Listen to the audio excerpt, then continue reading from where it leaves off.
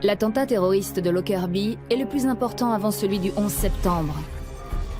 Une bombe fait exploser en vol un avion de la Pan Am. Aujourd'hui encore, on ignore qui tirait les ficelles. Le Libyen Abdelbasset Al-Megrahi, jugé coupable et condamné, a-t-il été victime d'une erreur judiciaire? Le pouvoir politique et les services secrets ont-ils manœuvré en sous-main? Qui sont les véritables exécutants et commanditaires de cette opération? Le chef d'État libyen Kadhafi? L'ayatollah iranien Khomeini? Ou de mystérieux inconnus? J'affirme que cette opération a été montée de toutes pièces par le régime libyen. Je suis absolument certain que Mouammar Kadhafi n'était pour rien dans cet attentat et qu'il n'était au courant de rien. Je me suis senti mieux après la condamnation de Megrahi.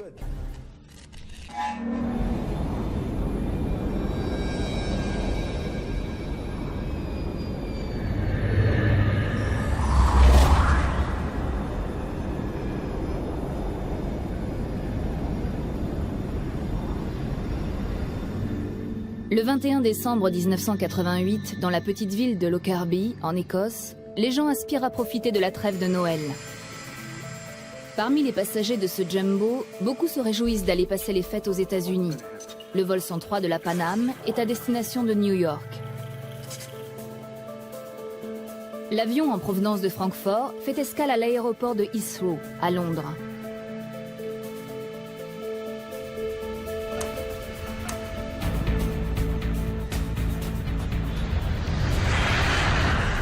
À 19 h, les pilotes demandent l'autorisation de traverser l'Atlantique. C'est le dernier signe de vie en provenance de l'avion. 2 minutes plus tard, le Boeing disparaît des écrans radars de la tour de contrôle. Nous venons tout juste de recevoir les 6 premières images de la catastrophe aérienne qui s'est produite ce soir. Je vous rappelle, c'est un Boeing de la Pan Am qui s'est écrasé dans le sud-ouest de l'Écosse. Toute la région.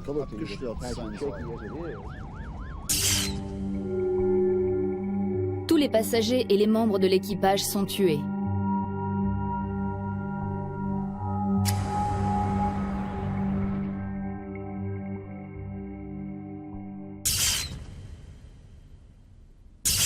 Au sol, les débris de l'avion font 11 victimes parmi les habitants de Lockerbie. Depuis 25 ans, le nom de cette localité reste associé à ce drame, l'attentat le plus meurtrier avant celui du 11 septembre. Maria Lürbke, une étudiante allemande de 25 ans, était à bord de l'avion.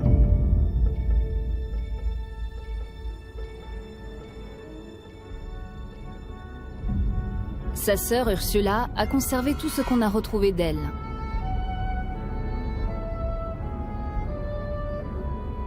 Deux jours après l'attentat, elle se rend à Lockerbie et commence à se poser des questions.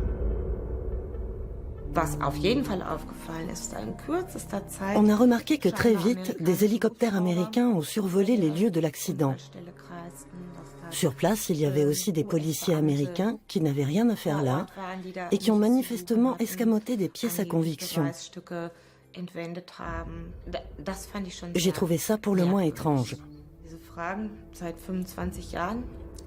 Depuis 25 ans, je n'ai pas cessé de me demander qui est responsable de la mort de Maria. J'aimerais trouver des réponses aux questions qui se sont accumulées durant toutes ces années.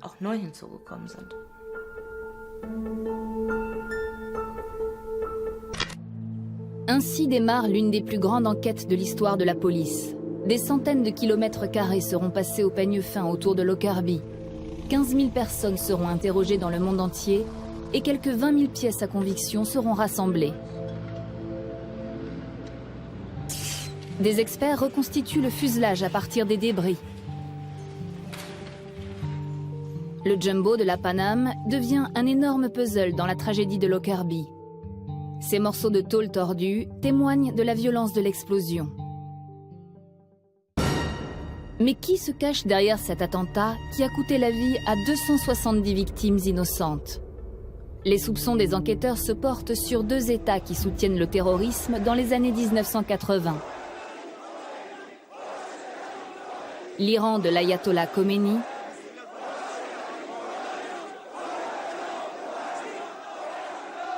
et la Libye dirigée par Mouammar Kadhafi, qui s'est autoproclamé guide de la révolution. Tous deux ont le même mobile, se venger du gouvernement américain. 2 ans avant Lockerbie, en avril 1986, le président américain Ronald Reagan avait ordonné une attaque aérienne de la Libye, une sanction contre le soutien de Kadhafi aux terroristes. Les avions de combat américains bombardent les camps d'entraînement, mais aussi le palais présidentiel de Kadhafi à Tripoli. Le dictateur libyen en sort indemne, mais sa fille adoptive meurt dans les décombres.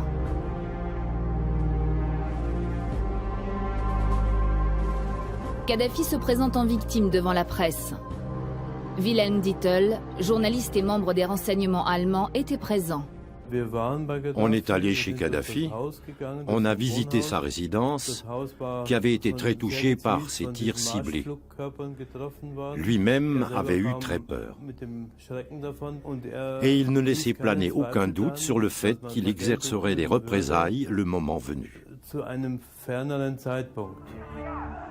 أنا معمر القذافي نستطيع أن نشكل جيش أممي من المقاتلين ضد الإمبريالية وضد الولايات المتحدة الأمريكية بالذات وهذا الجيش سينتشر في جميع أنحاء الأرض لتدمير الوجود الأمريكي في أي مكان. L'attentat de Lockerbie a-t-il servi à venger Kadhafi du bombardement de Tripoli ? Mais l'Iran de l'ayatollah Khomeini avait aussi un mobile. 6 mois avant le drame du vol 103 de la Paname, ce navire de guerre américain qui croise dans le golfe Persique commet une funeste méprise. Les militaires pensent être la cible d'un avion de combat.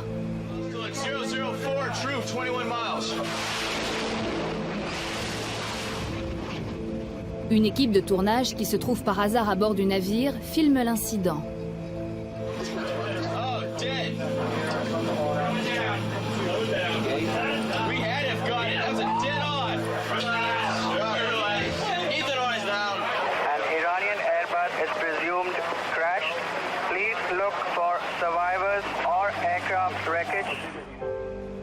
L'euphorie laisse rapidement place à la consternation.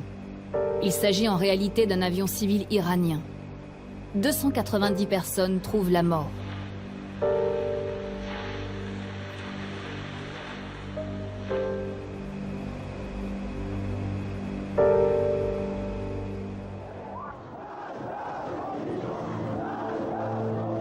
Tandis qu'en Iran, le peuple enterre les victimes, Radio Téhéran appelle à la vengeance et prédit que du sang coulera du ciel sur les Américains.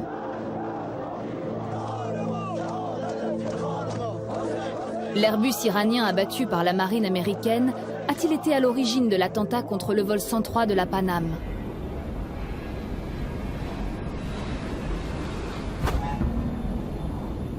L'Iran veut-il répondre œil pour œil, dent pour dent ?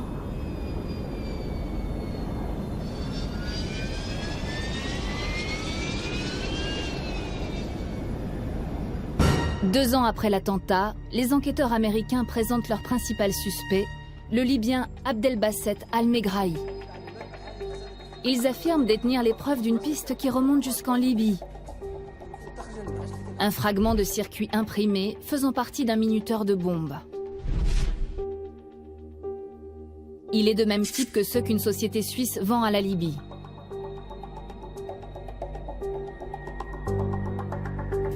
Il reste d'une chemise d'homme présentant des traces d'explosifs. L'étiquette indique qu'elle provient de Malte, une île située au large de la côte libyenne.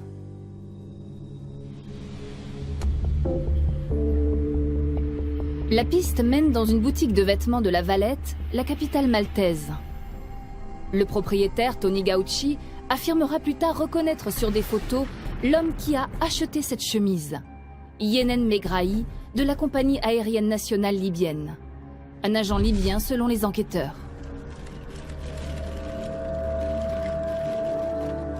Après diverses péripéties diplomatiques, Kadhafi finit par le livrer à la justice. Il sera jugé en terrain neutre dans une base militaire néerlandaise par un tribunal écossais.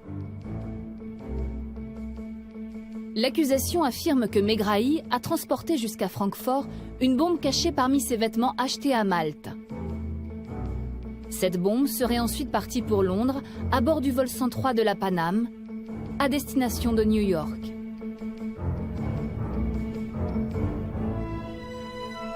Le juriste autrichien Hans Köchler assiste aux audiences en tant qu'observateur mandaté par les Nations Unies. Il en vient à douter de l'équité du procès de Megrahi.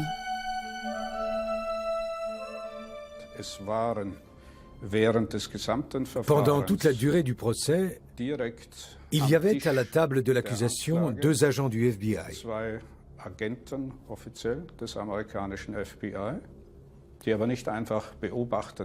Ils n'étaient pas présents en qualité d'observateurs, mais intervenaient auprès des gens de l'accusation, à qui ils passaient des documents, par exemple.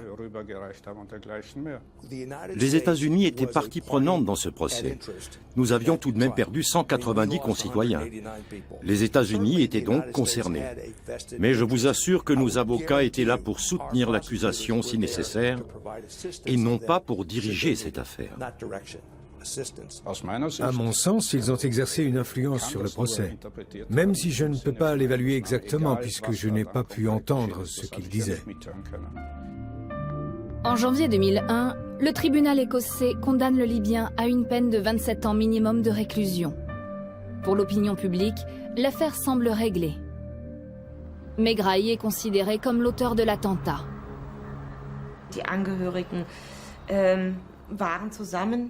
Les familles étaient regroupées dans une pièce au fond du bâtiment et il y avait une tension terrible. Avant l'annonce du verdict, certaines personnes étaient déjà en larmes, complètement à cran.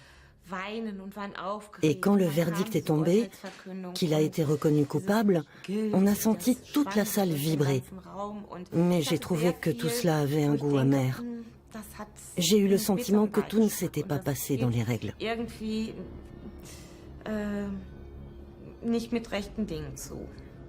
Megrahi passera plusieurs années dans une prison écossaise avant que les critiques émises par certains commentateurs se confirment.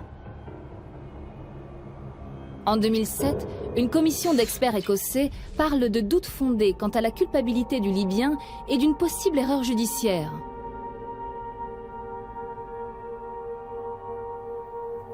Megrahi obtient la possibilité de faire appel, mais il souffre d'un cancer et il est déjà très malade. Il finit par être libéré en 2009, après des années d'emprisonnement, officiellement pour des raisons humanitaires, et rentre dans son pays. À son arrivée en Libye, sa libération est mise en scène par Kadhafi comme une victoire sur l'Amérique.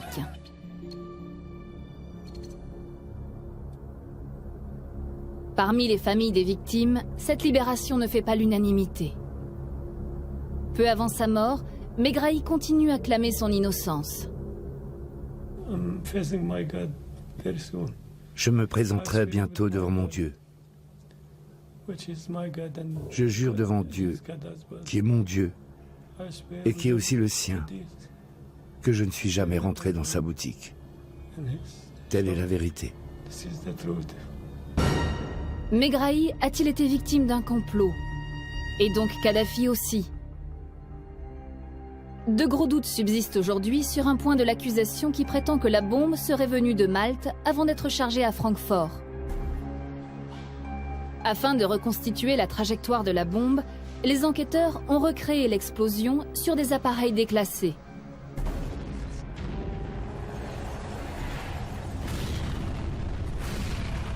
Au cours du procès, ces tests ont servi à prouver que la bombe se trouvait dans un conteneur à bagages embarqué à Francfort et non à Heathrow. Achim Thiel a assisté aux essais d'explosifs réalisés sur un terrain militaire américain. Pour lui, des doutes subsistent. Les Américains en sont arrivés à cette conclusion. Mais moi, qui ne suis pas spécialiste, j'ai l'impression qu'on aurait pu s'arranger pour arriver précisément à cette conclusion. Aujourd'hui, nous savons que ni les appareils sur lesquels les explosifs ont été testés, ni les conteneurs à bagages ne correspondaient à ceux de Lockerbie. Leur valeur de preuve est donc discutable. Peu Peu avant l'attentat, la police a tourné une vidéo à l'aéroport de Francfort en vue de déceler d'éventuels manquements à la sécurité. Une valise d'explosifs en provenance de Malte aurait-elle pu être glissée discrètement à bord de l'appareil de la Paname? Des années plus tard, l'Office fédéral de la police criminelle a communiqué à ce sujet. On ne peut exclure la possibilité, avec toutes les réserves qui s'imposent, qu'un bagage non accompagné en provenance de Malte ait été chargé à bord du vol 103 de la Paname. C'est une possibilité, certes. Mais d'après la police fédérale, aucune preuve ne permet d'établir que cette valise a effectivement transité par Francfort. On ne peut pas exclure que le bagage en question soit arrivé à Heathrow en provenance de Francfort. Quant à bâtir toute une démonstration là-dessus et prétendre que c'est un fait incontestable, il y a un pas que je ne peux me résoudre à franchir. Quel crédit accorder aujourd'hui à la thèse libyenne? Le journaliste John Ashton enquête depuis une vingtaine d'années sur le drame de Lockerbie. Selon lui, c'est à Londres que la bombe a été introduite à bord de l'appareil et c'est l'Iran qui a commandité l'opération. Voilà le terminal 3 de l'aéroport de Heathrow, d'où est parti le vol 103 de la Paname. Il est intéressant de savoir que ce même terminal était utilisé aussi par Iran Air. Et le jour de l'attentat, un avion d'Iran Air se trouvait à quelques centaines de mètres de celui de la Paname. Il est donc possible que quelqu'un d'Iran Air ait introduit la bombe à bord de l'appareil.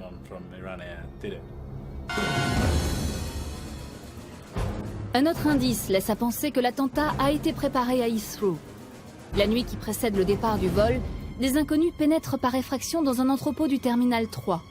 Précisément à l'endroit où sont stockés les bagages des vols de la Paname. L'occasion d'y glisser une bombe.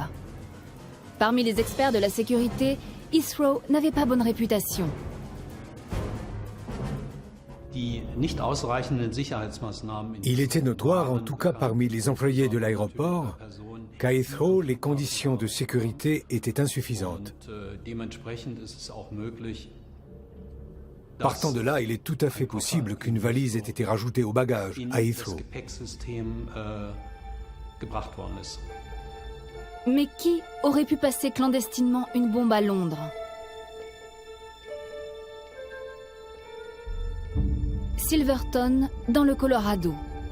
C'est ici que vit Robert Baer, ancien agent de la CIA, chargé à l'époque de collecter des informations dans les milieux terroristes pour l'affaire de Lockerbie. À Londres, en 1988, il y avait des Palestiniens, des pirates de l'air, des Syriens, des gens du FPLP. Beaucoup avaient déjà fait l'objet d'enquêtes. Mais le MI5 et Scotland Yard n'avaient pas assez de personnel pour surveiller tous les sympathisants du djihad. Il est donc fort probable que la bombe ait été embarquée à Londres.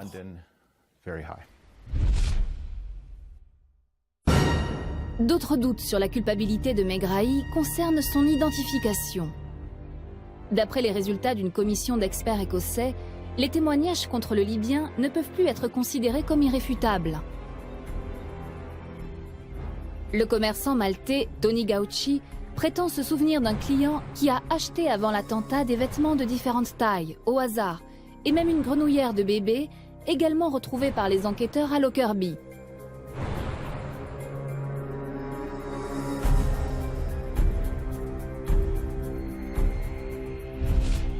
Les indications de Gauci permettent d'établir un portrait robot.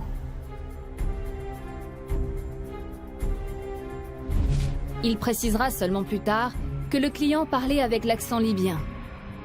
La séance d'identification de Megrahi a-t-elle été organisée de façon équitable? Avant le procès, les policiers filment les préparatifs de la confrontation avec Tony Gauci. Les enquêteurs sont visiblement désireux de montrer que l'identification est faite dans les règles de l'art. Megrahi choisit lui-même la place qu'il occupera. Comme c'est la règle dans ce genre de procédure, le suspect et les figurants sont habillés de la même façon. Mais plus tard, Megrahi se plaindra que tous les figurants portaient des chaussures de sport et que lui seul avait des chaussures en cuir brun.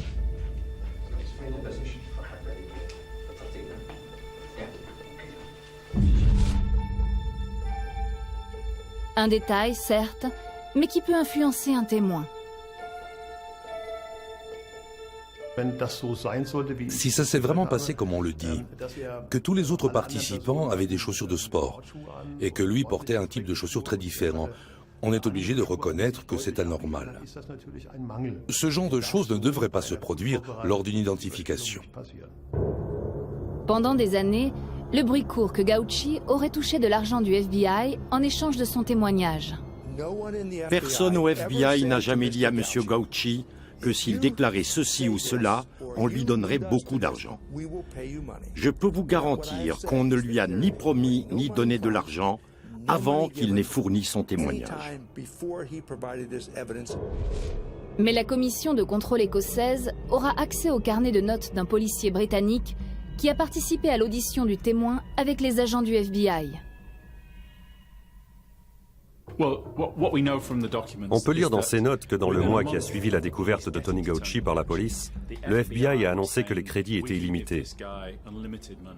On peut lui donner $10 000 maintenant et plus tard tout ce qu'il voudra.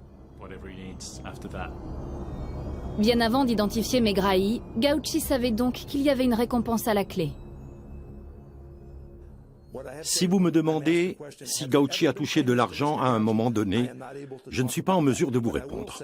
En revanche, je peux affirmer que personne ne lui a promis de l'argent en échange de son témoignage, et s'il a touché de l'argent, c'était bien après le procès et la procédure d'appel.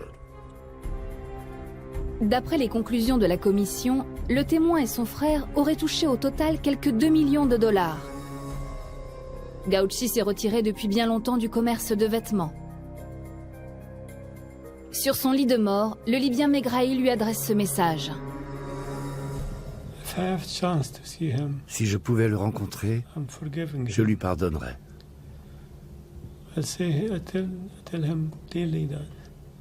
Je lui dirais que de toute ma vie, je ne suis jamais entré dans son magasin. Que je n'ai jamais acheté le moindre vêtement chez lui.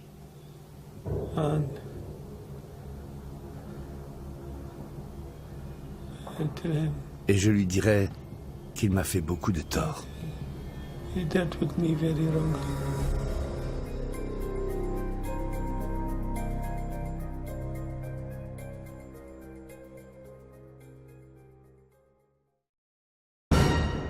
Un autre indice qui étayait la piste libyenne apparaît aujourd'hui plus énigmatique qu'irréfutable.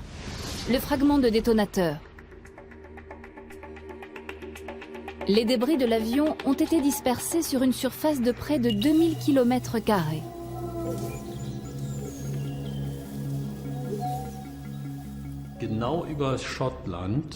À ce moment-là, un vent très fort soufflait d'ouest en est sur l'Écosse, avec des pointes allant jusqu'à 200 km/h.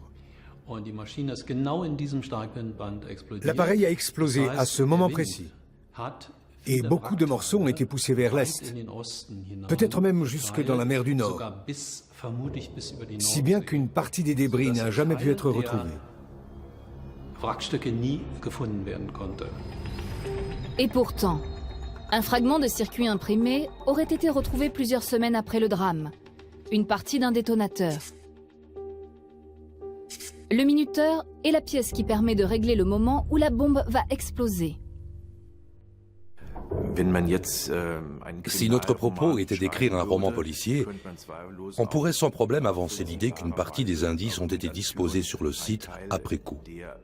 On ne peut pas l'exclure. Pour moi, en tant que procureur, la situation n'est pas claire à 100%. Alors, s'agissait-il d'une trouvaille sensationnelle ou d'un indice fabriqué ? Les enquêteurs affirment que le circuit imprimé du détonateur provient de la société suisse Mebo de Zurich. La société en avait livré aussi à la Libye.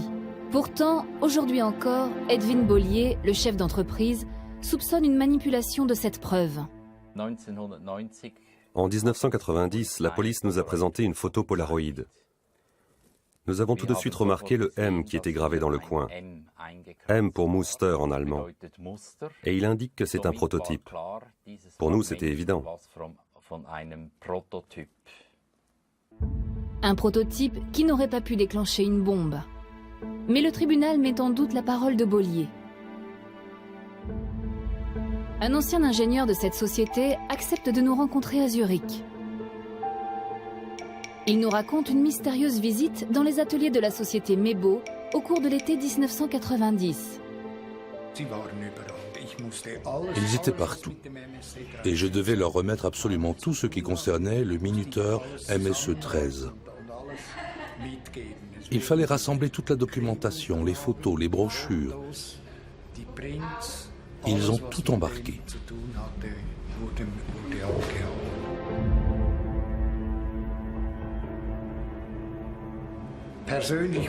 On ne me les a pas présentés. Mais d'après ce que j'ai pu comprendre, c'était le FBI et la police suisse.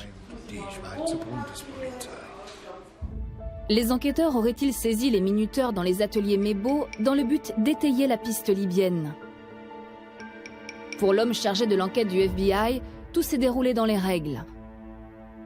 D'après Richard Marquis, ils avaient besoin des minuteurs Mebo pour pouvoir les comparer avec un arsenal récemment saisi par la CIA. Avant l'attentat de Lockerbie, la CIA avait eu vent de menées terroristes en Afrique, au Togo et au Sénégal.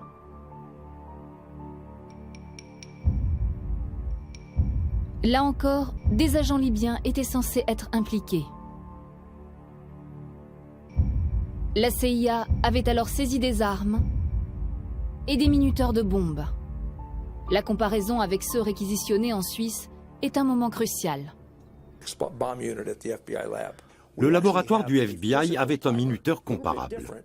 Après examen, le circuit imprimé s'est révélé tout à fait identique. Même à l'œil nu, les experts pouvaient voir que c'étaient les mêmes. Mais la piste du minuteur conduit-elle forcément à la Libye?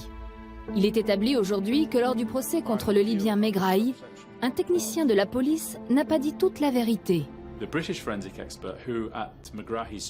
L'expert britannique a prétendu au procès Megrahi que le minuteur suisse et le fragment de circuit imprimé retrouvé concordaient dans tous les détails. C'est la formule qu'il a employée. Pourtant, il avait eu connaissance d'analyses qui prouvaient que ce fragment n'était pas tout à fait identique aux autres circuits imprimés.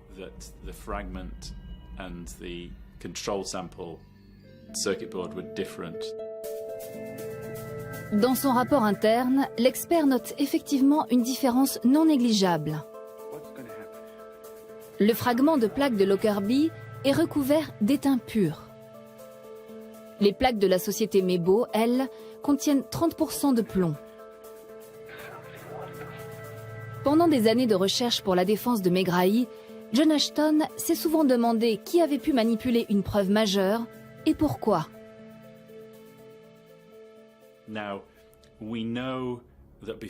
Aujourd'hui, on sait qu'avant Lockerbie, la CIA avait en sa possession un minuteur de ce type. Et on sait que dans les années 1980, la CIA diffusait dans la presse des histoires qui visaient à renverser Kadhafi. Une vaste campagne de désinformation reposant essentiellement sur des mensonges.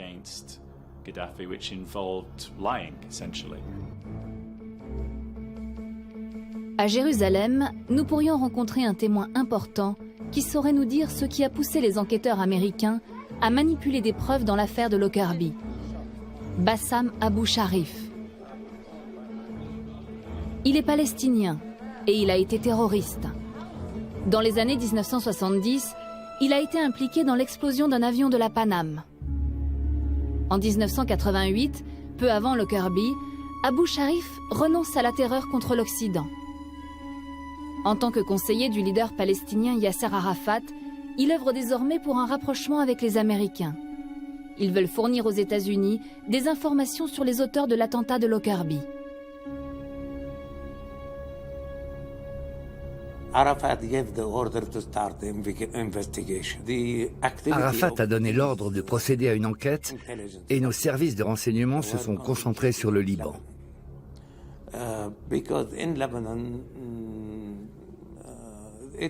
Le Liban était un terrain ouvert à toutes sortes d'actions. C'est là qu'était implanté le mouvement palestinien, et on connaissait très bien toutes ces structures clandestines.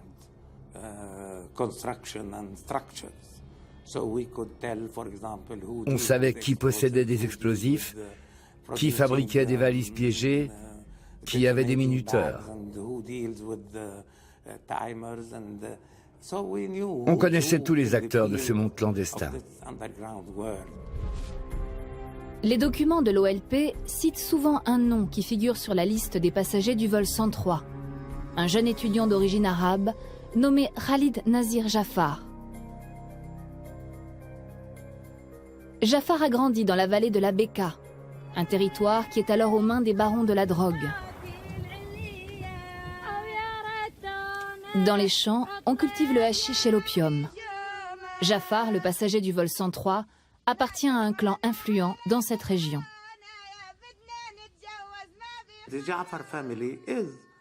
La famille Jafar est un clan très important et beaucoup de ses membres font commerce de cette marchandise.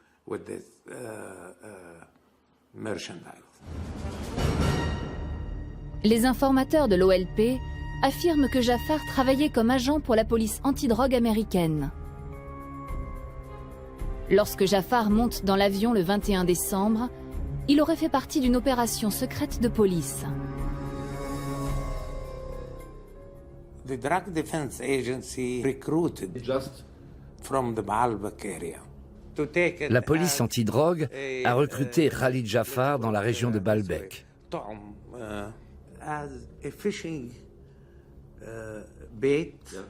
Elle avait l'intention de s'en servir pour appâter un plus gros poisson qui importait de la drogue aux États-Unis. Et c'est pourquoi il était accompagné de 2 agents de la police américaine. Et grâce à ces 2 agents, son bagage est passé à l'aéroport sans être contrôlé. Il est établi aujourd'hui qu'il y avait bien un agent de la police antidrogue à bord de l'appareil au moment du drame. Est-ce pour cette raison que les services américains ont manipulé les preuves trouvées à Lockerbie? Voulait-il simplement dissimuler les traces de cette opération secrète? J'ai parlé avec des gens qui étaient sur place à Lockerbie 2 heures après l'accident, et ils affirment avoir vu des Américains au commissariat local, en train d'étudier des cartes. Les Américains ont toujours prétendu ne pas être arrivés avant 23 heures, alors que ces gens disent qu'ils étaient présents dès 21 heures. Que faisaient-ils là? Les habitants de Lockerbie et les familles des victimes se posent également des questions. On a dit aussi sur place que des choses avaient été subtilisées, qu'il y aurait eu d'importantes quantités d'héroïne et d'autres drogues que les Américains auraient fait disparaître. Les gens ont vraiment trouvé bizarre qu'ils soient aussi nombreux sur les lieux de l'accident. On ne saura jamais si les agents américains ont véritablement escamoté des preuves. Ce qui est sûr aujourd'hui, c'est que les indices qui visaient à étayer la piste libyenne sont largement remis en cause. Mais dans ce cas, qui a fabriqué et fait passer la bombe à bord de l'avion? Au départ, les enquêteurs se concentrent sur le FPLP-CG, une faction terroriste palestinienne. Car 2 mois avant l'attentat, les services de sécurité sont informés que la section allemande de ce groupuscule prépare des actions terroristes. Cette organisation, basée en Syrie, offre ses services à diverses causes.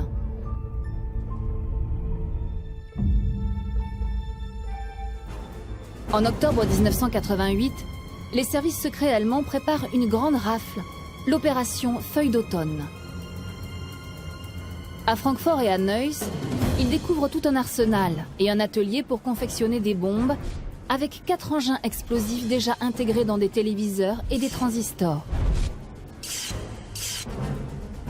Ils arrêtent un Palestinien, Hafez Dal-Kamoni, considéré comme le chef du FPLP pour toute l'Europe. Au moment de l'attentat de Lockerbie, Dal-Kamoni est en prison. Mais selon une rumeur, une 5e bombe aurait échappé aux enquêteurs. L'information provient d'un indicateur qui a lui-même fabriqué des bombes pour le groupe. L'homme qui fabriquait des bombes pour le FPLP, qui était aussi un agent des renseignements allemands, a dit au FBI qu'il avait fabriqué 5 bombes. Si c'est vrai, Dal-Kamoni disposait donc d'une 5e bombe qu'il a pu faire passer à un autre membre du groupe. Le FPLP-CG avait fabriqué des bombes. 4 d'entre elles ont été saisies au cours de l'enquête.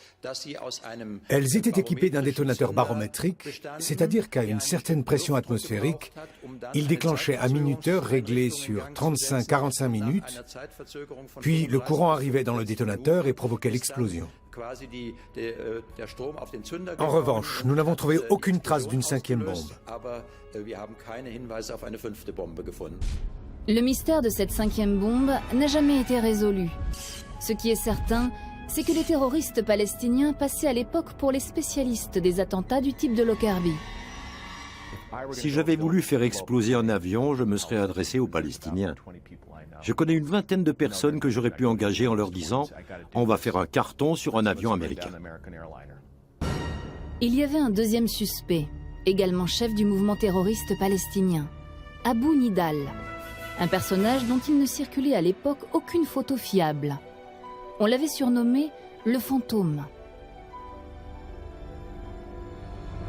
Il s'était brouillé avec Arafat et s'était radicalisé. Nidal n'était pas au service d'une idéologie. Il poursuivait des objectifs plus prosaïques. Abou Nidal avait un rapport très passionnel à l'argent.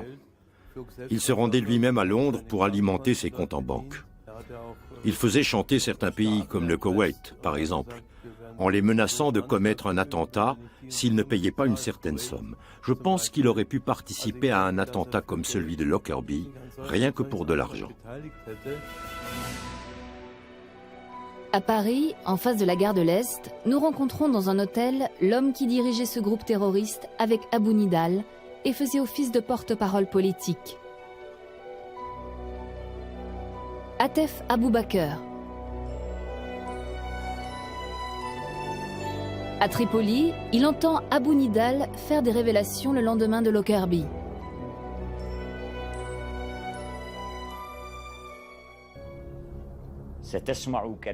Je l'ai entendu affirmer. Écoutez-moi bien. Si quelqu'un parmi vous ose se l'approprier, j'irai le tuer jusque dans le ventre de sa mère. Et il l'a répété 2 fois. Quand je lui ai demandé de quoi il parlait et pourquoi ces menaces, il m'a répondu « Quiconque revendiquera cet attentat et prétendra l'avoir commis sera un menteur. C'est nous qui avons fait cette opération. »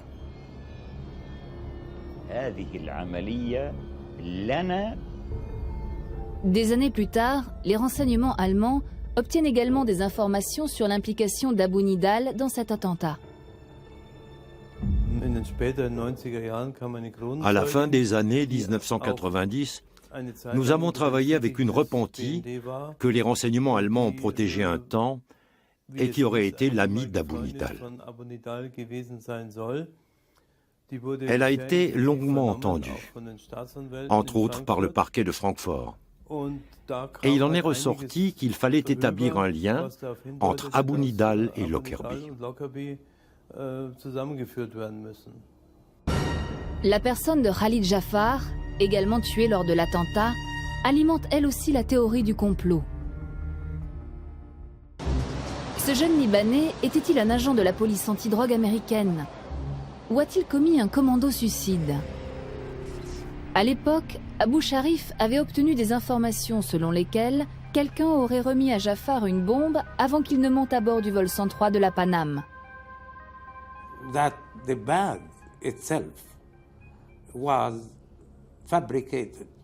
Cette valise avait été conçue et réalisée au fin fond du Liban, dans la vallée de la Bekaa, par un spécialiste qu'on surnommait Samsonite.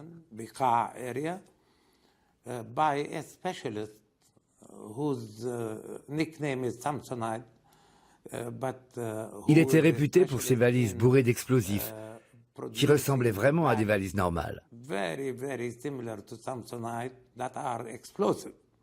Il aimait son travail.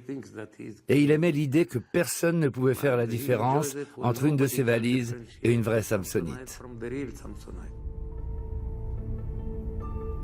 Les autorités allemandes enquêtent également sur Jafar, mais ne trouvent aucune preuve de son implication.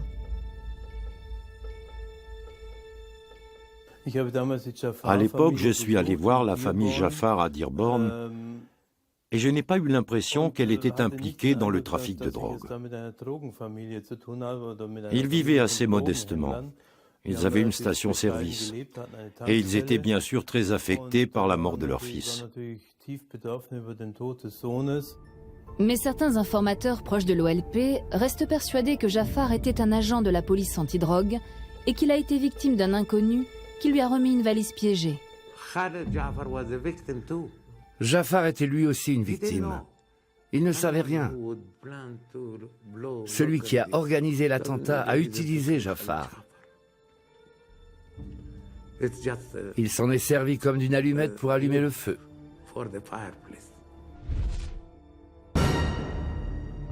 Le personnage douteux de Samsonite, Abu Nidal et les artificiers du FPLP en Allemagne sont tous des mercenaires. Mais pour le compte de qui?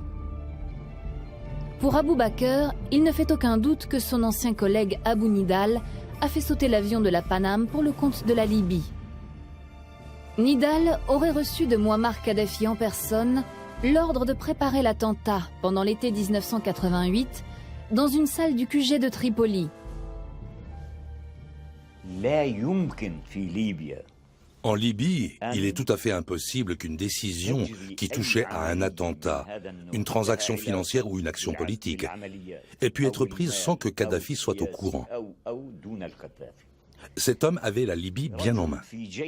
C'est lui qui traitait directement avec les organisations, quelles qu'elles soient. Et c'est lui qui décidait de toutes les actions à entreprendre. Je suis absolument certain que Muammar Kadhafi n'était pour rien dans cet attentat et qu'il n'était au courant de rien. J'affirme que cette opération a été montée de toutes pièces par le régime libyen. Depuis, Muammar Kadhafi, le guide de la révolution, a été renversé et tué.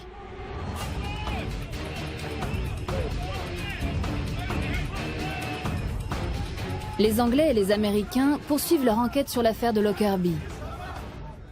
Après l'arrestation du chef des services secrets de Kadhafi, les archives ont été ouvertes. Mais jusqu'à présent, aucun élément nouveau n'est venu éclairer l'enquête.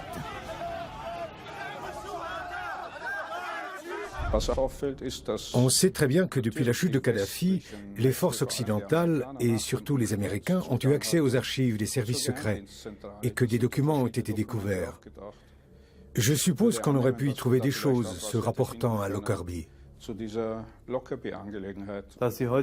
Le fait qu'il garde aujourd'hui un tel silence est l'aveu indirect qu'il s'était trompé. Et voilà qui renforce la crédibilité de ceux qui prétendaient que l'Iran et l'ayatollah Khomeini étaient derrière l'attentat. Abolghasem Mesbahi a été un agent des services secrets iraniens. En 1996, il quitte l'Iran et se réfugie en Occident.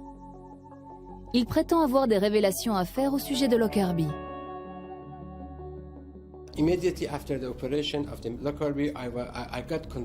Juste après l'attentat de Lockerbie, j'ai été en contact avec la direction des services secrets iraniens qui était très bien informée à ce sujet.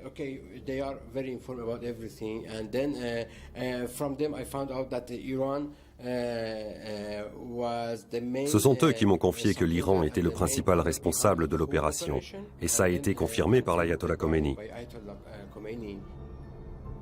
D'après Mesbahi, il s'agissait d'un acte de pure vengeance.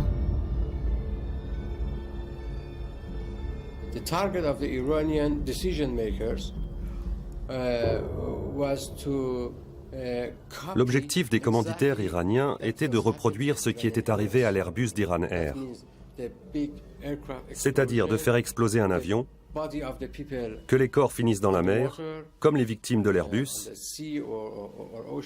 et qu'il y ait au moins 290 morts.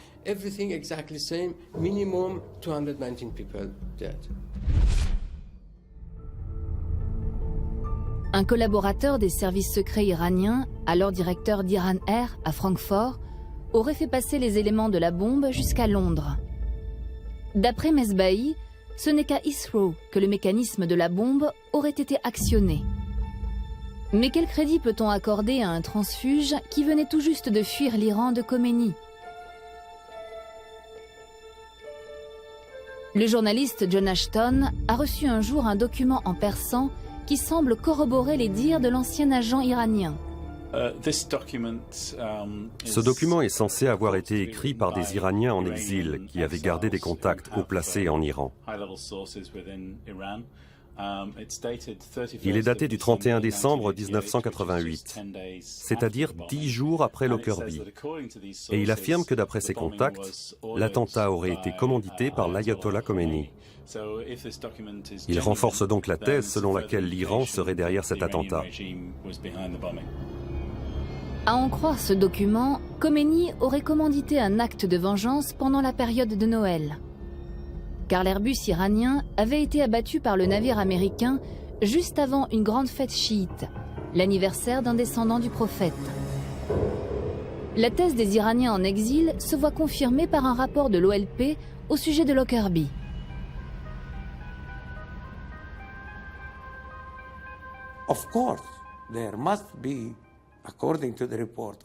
Quelqu'un a forcément orchestré toute cette opération.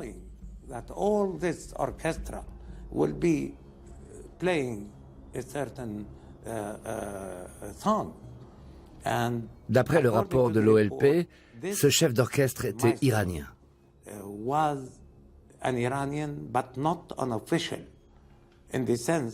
Mais ce n'était pas un personnage officiel, plutôt un membre des services secrets, suffisamment haut placé pour payer les hommes qui ont réalisé cette opération. D'après le rapport de l'OLP, cet homme de l'ombre était un gardien de la révolution iranien. Il aurait fait fabriquer la bombe au Liban. À l'époque, les Iraniens avaient beaucoup d'influence dans cette région. Ils étaient stationnés dans une caserne à Baalbek sur la colline qui domine la ville. Pendant des années, il y avait là une caserne de gardiens de la révolution iranienne. Qu'il y ait eu à proximité des hommes capables de fabriquer des bombes et qu'il y ait eu des échanges, c'est tout à fait vraisemblable. Les enquêteurs de Lockerbie ont interrogé Mesbahi. Et la CIA a eu connaissance du rapport de l'OLP qui accrédite la piste iranienne. J'étais présent quand le rapport a été remis. Mais il a ensuite disparu de la circulation comme s'il avait été rangé dans un tiroir fermé à clé.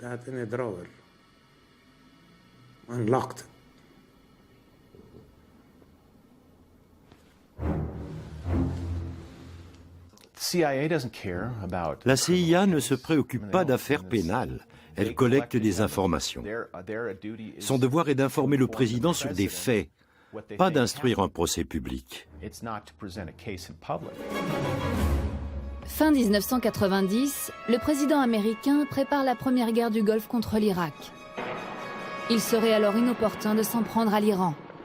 Le président et son entourage souhaitaient bien sûr que l'Iran se tienne en retrait et tolère cette énorme opération militaire à ses frontières sans intervenir. Si à ce moment-là, ils avaient fait état de leurs soupçons au sujet de Lockerbie, les Iraniens se seraient peut-être subitement alliés à Saddam Hussein. La Libye, avec son chef extravagant, était une cible facile. Les Américains pouvaient aisément prétendre combattre le terrorisme en attaquant la Libye. Ils cherchaient un prétexte pour s'en prendre à la Libye et épargner l'Iran. Faut-il pour autant laver Kadhafi de tout soupçon? 5 ans après l'attentat, le journaliste Arnaud de Borgrave rencontre le guide de la Révolution avec qui il entretient depuis des années des relations de confiance.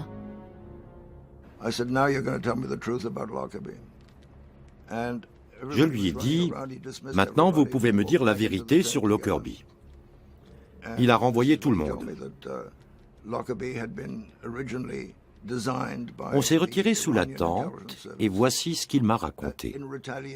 Lockerbie a été organisé par les services secrets iraniens pour venger l'avion abattu au-dessus du détroit d'Ormuz par un navire de guerre américain. D'après lui, les Iraniens se seraient alors adressés aux services secrets syriens, qui, à leur tour, auraient sous-traité l'opération aux services libyens. La catastrophe de Lockerbie serait donc un acte terroriste issu de la collaboration de plusieurs États, par l'entremise de leurs services secrets et d'une série de mercenaires. Et l'Iran aurait été le commanditaire. Dans ce cas, quel rôle a été dévolu à Megrahi, le condamné? Au milieu de toutes ces intrigues, il fait figure de pion sacrifié.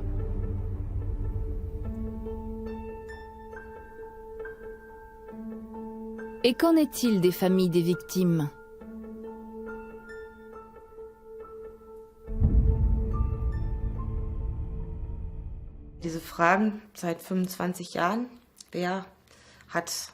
Je vis depuis 25 ans avec les mêmes questions. Qui est responsable de la mort de Maria? Quelqu'un aurait-il pu l'éviter?